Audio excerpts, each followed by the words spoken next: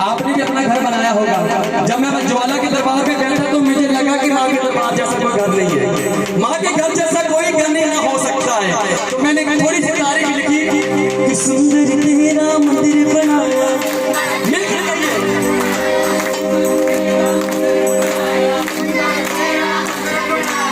हनुमान के पैरों में आया, सुंदर तेरा मंदिर बनाया, सुंदर तेरा मंदिर बनाया, सुंदर तेरा मंदिर बनाया, सुंदर तेरा मंदिर बनाया, हनुमान के पैरों में आया, हनुमान के पैरों में आया, तेरा वाला महल के लगाया जाग जवाना,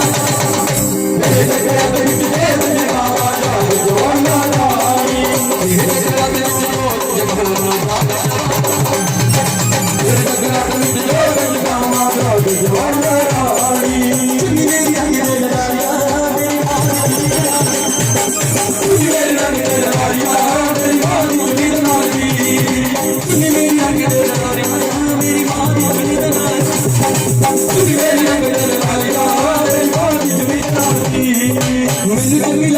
बड़ी चंगी लगती है तंग सोचा मेरे गालवा,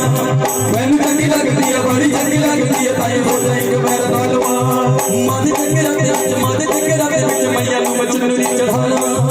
माथे चंगे रखते विच मैया नूं मचुनरी चढ़ावा,